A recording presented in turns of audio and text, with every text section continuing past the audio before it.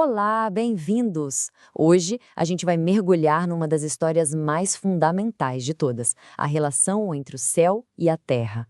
Vamos explorar como Gênesis nos mostra o projeto original, a grande ruptura que aconteceu e, claro, a promessa de que um dia tudo vai ser restaurado. Vamos lá? Sabe, a maioria de nós tem essa imagem na cabeça de que o céu é um lugar bem longe e a terra é outra coisa, totalmente separada. Mas e se essa não for a ideia original? A grande pergunta que vai guiar nossa conversa é essa. O plano de Deus era que esses dois mundos fossem distantes ou, na verdade, super conectados? A resposta para isso pode mudar o jeito como a gente enxerga tudo. Para encontrar essa resposta, a gente precisa voltar lá no comecinho de tudo, no projeto original de Deus. Antes de qualquer coisa dar errado, existe um plano, uma arquitetura divina para a criação, e essa arquitetura se resumia em uma palavra: harmonia. No princípio, céu e terra não eram reinos distantes. Pensa neles mais como dois espaços que se sobrepunham, sabe? Projetados para estarem em uma união perfeita, interagindo o tempo todo. A narrativa de Gênesis mostra exatamente isso. O céu não era um lugar lá longe, mas um domínio que estava em total harmonia com a terra. Ok, agora, para a gente entender bem essa união, precisamos ajustar as nossas lentes. A gente pensa em planetas, galáxias, mas essa não era a preocupação do autor bíblico. A ideia era comunicar a verdade sobre Deus usando um modelo que fizesse sentido para o mundo antigo. Vamos dar uma olhada em como eles imaginavam o universo. A primeira frase de Gênesis é a chave de tudo. No princípio, Deus criou os céus e a terra. Para o pessoal daquela época, isso não significava dois lugares diferentes.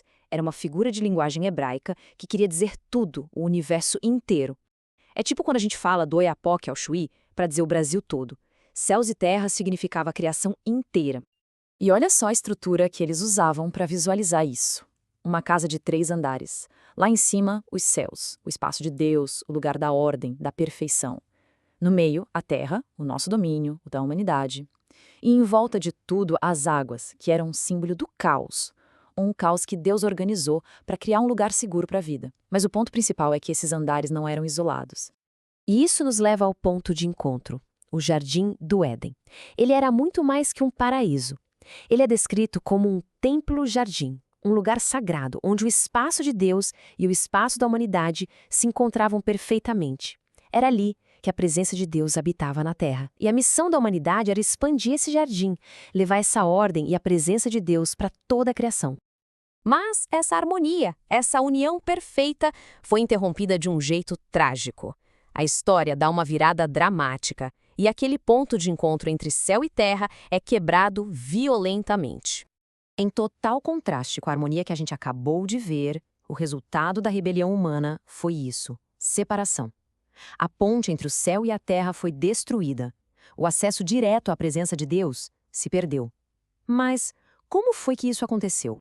O evento que a gente chama de a queda não foi só um deslize, um erro qualquer. Foi um ato de usurpação.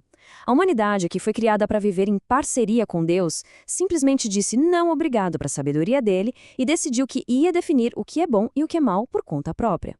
Esse ato de querer ser autônomo quebrou o relacionamento e, junto com ele, a união entre o céu e a terra.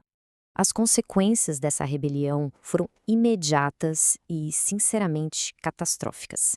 Elas afetaram toda a criação. Vamos ver mais de perto o que essa separação significou na prática para a humanidade e para o mundo.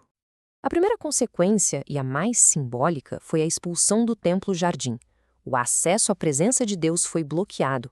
A vida virou uma luta, o sofrimento entrou em cena e a própria morte, que não fazia parte do plano original, se tornou uma realidade.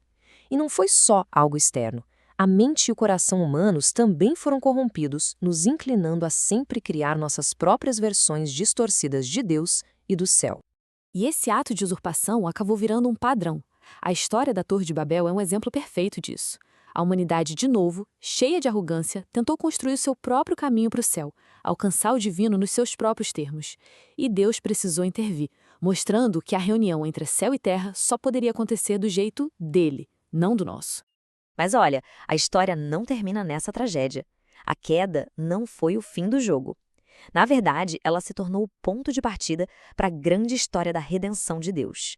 A esperança não foi perdida. Pelo contrário. Lembra quando Deus olha para a criação material e diz que era muito bom? Isso é importantíssimo. Significa que o mundo físico não é ruim, não é algo para a gente descartar. A beleza que a gente ainda vê por aí, mesmo no mundo quebrado, é um eco da bondade original de Deus. Ele não desistiu da sua criação. Isso nos leva a uma distinção fundamental. Muita gente tem a ideia de que o plano de Deus é um plano de fuga, sabe? Onde as pessoas boas são resgatadas da terra para viver num céu espiritual. Mas a história que a Bíblia conta aponta para um plano de restauração. O objetivo não é abandonar o mundo, mas redimi-lo, restaurar a terra e finalmente reunir o céu e a terra de novo, como era no começo. Então, o ponto central é este. A grande esperança não é que um dia a gente vá embora desse mundo, mas sim que o próprio Deus venha morar com a gente aqui, numa criação totalmente renovada.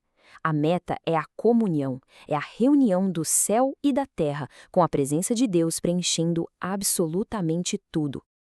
E para fechar, fica essa pergunta para a gente pensar. E se a grande esperança não for sobre escapar da terra, mas sobre a promessa de que Deus vai curar e restaurar este mundo, unindo o espaço dele e o nosso para sempre? Isso muda completamente o jeito como a gente vive aqui e agora. Vale a pena refletir sobre isso.